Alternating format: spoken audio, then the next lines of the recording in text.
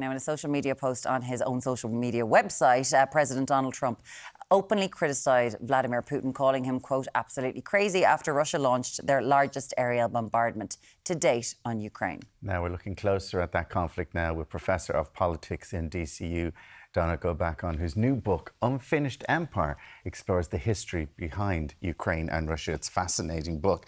But good morning to you. Thank you for joining us. Donnacha. You're here with us this morning. You're normally it's a pleasure in Brussels. to be back. Yeah. Can you fill us in on what happened then over the weekend? The largest bombardment of Ukraine since the war began. Yeah, and that says something. I mean, we're 3 years, 3 months into this war. Why now? Why this largest bombardment? Because the Russians, know that there's pressure for a ceasefire, know that there's pressure for a peace process, and they want to send a message that if there is negotiations, I don't believe there will be serious negotiations anytime soon, but if there is, they're negotiating from a position of strength, and the Ukrainians are on the back foot. And when we hear all those missiles, there were 273 in one day, for example, or one night. I mean, a lot of those are missiles, a lot of those are drones, some of them are decoys, and what they're trying to do is they're trying to exhaust the Ukrainian air defence systems, test them. And of course, we've got so many issues with, people about weapons needed for Ukraine and all these negotiations that are going on behind the scene. But for the first time, we've heard Donald Trump, he called him absolutely crazy. I don't know what's going on with Putin. I've always gotten on with him really well. He's gone crazy. What do these comments mean? Because a lot of conspiracy theorists are like, oh, these are choreographed. Are they, aren't they? What's happening with the two of them? They're not choreographed comments, but I mean, the idea that Vladimir Putin is only now acting crazily is bizarre. 3 years and 3 months ago was the moment to call him out as acting crazy if you were Donald Trump. In fact, Vladimir Putin is acting very rationally now because, what's the art of the deal for Donald Trump when it comes to Ukraine? He's saying, look, guys, sort this out, or I'll walk away. The Russians would love the Americans to walk away. That's what they've been looking for 3 years and 3 months. So it's not the time for Vladimir Putin to de-escalate. And therefore, we're seeing a certain frustration with Donald Trump. He's like, I thought I could end this. Remember, he promised to end it in 24 hours, but then it was 100 days. So Vladimir Putin's not playing his part in Donald Trump's I'm going to get the Nobel Peace Prize narrative. That frustrates Donald Trump. But Putin's not in this to satisfy Donald Trump. Putin has very clear objectives in Ukraine. And what are those objectives, Donnacha? Unfortunately, they are to destroy Ukraine as we know it. You only have to watch Russian television every night to hear the language that they use to describe Ukrainians. So they view Ukrainians as the same as Russians. They want to impose a national lobotomy on the Ukrainian people. These are victims of false consciousness, Russians who don't know they're Russians.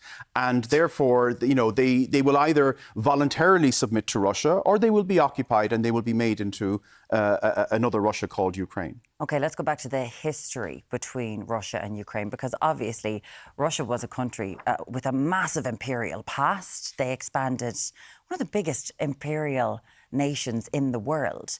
And Ukraine was at one stage called by the Russians Little Russia.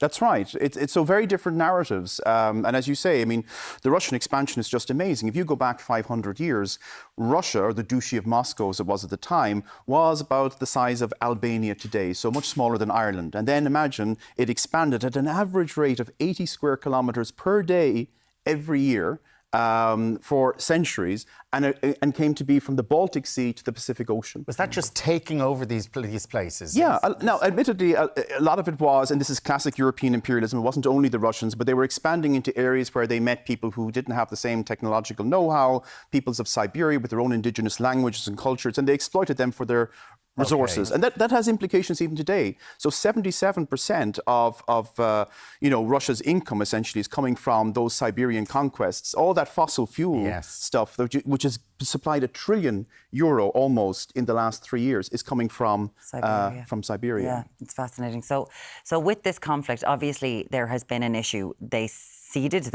Ukraine left Russia. They're moving towards more European, obviously more European sensibilities in the EU.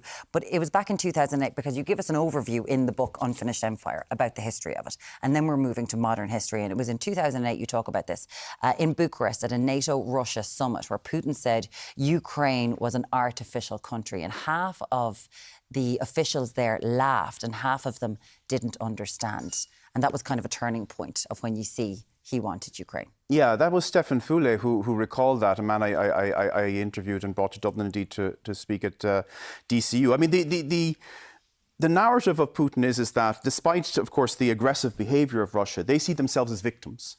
they see themselves as victims of westward expansion, and they see EU expansion and NATO expansion as part of a policy to undermine Russia. And they see, therefore, Ukraine as some kind of, as you say, an artificial state, some kind of political Frankenstein, which has been stitched together by Russia's adversaries to undermine Russia. And therefore, for them, this is an existential crisis. If we don't destroy this virus, and these are the terms they use in Russian television, Ukraine is a virus, it's a cancer, it's a toxin. If we allow it to spread, Russia will be destroyed. Now, of course, underlying that is that Ukraine is a European state. It's a democratic state. They've had many presidents come and go. We only have Putin, of course, in Russia. So they're also worried about a prosperous, democratic Ukraine embedded in the European Union, which would be a beacon to Russians to say, well, why can't we have some of that? Why are we stuck with this guy for the last quarter century? Can I ask you, the people in Russia, like, are they just fed so much that they don't understand? Because I know they don't call it a war. Sure, they don't say they're at war. A special military operation. It's a special military operation. I mean, like, we did see uprisings and people on the streets for Ukraine. Has that been clamped down on now totally? It's very hard to get a read on what ordinary people are thinking in Russia because, you know, if you survey someone on the street or telephone surveys, people are going to be very wary if you ask them, like, what you think of the war, what you think of the government, you know, because they'll be thinking that maybe this is a setup. And people have walked away from people on camera when they're asking these kinds of questions. Yeah. But what we do know is that the regime depends on coercion to survive. Typical example, you'll all remember the Prigozhin rebellion of 2023. He marched 800 kilometers in a single day towards Moscow. There was no mass mobilization to save the regime. No one saying, you know, save Putin, we don't like this, what's happening. So, and Putin knows that. And that's why he'll never give up power during his lifetime. The only way he's going to leave the Kremlin is horizontally. It's life cycles rather than electoral cycles that determine political power in Russia. We keep on asking you these questions when we talk about, you know, where is the end in Gaza? But you have been specialising and you've been with us so much over the past 3 years. What's going to happen? I know it's hypothetical. We never know what's going to happen with the leaders we have. What do you think will happen? In Russia in particular? In Ukraine and Russia. In Ukraine and Russia. Well, we don't know what will happen, but what we do know is how this war ends will have implications not only for Ukraine, it will have implications for European security and indeed the world. Because if you have a dictator who's allowed to redraw the boundaries of Europe by force, that sends a message not only to those who are trying to uphold international law, but those who are trying to undermine it. How will China, for example, look at Taiwan? Indeed, how will Israel look at Palestine? It weakens all institutions of international law when a state can do that. And we've been down this road before in Europe. We know the 1930s. Europe is at a crossroads now. And we can now either allow this kind of dictator to redraw the boundaries, and what will that mean for the Estonians or the Moldovans or other people living in the neighbourhood? Or Ukraine can be the stand where we say no more, essentially. And that's where we're at right now. But you can't see this war ending soon?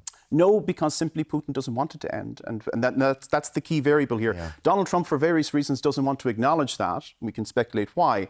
But that's the reality. Putin is delaying, he's distracting, he's kind of encouraging Donald Trump to believe that he's serious about negotiations. But all evidence suggests, as you say, unprecedented level of strikes on Ukraine during the last weekend indicates that he's not a man that's looking for peace. The book is called Unfinished Empire, Russian Imperialism in Ukraine and the Near Abroad. He's a man who knows absolutely everything and we call on him all the time and far too often. And you were so good when we sent up the back signal.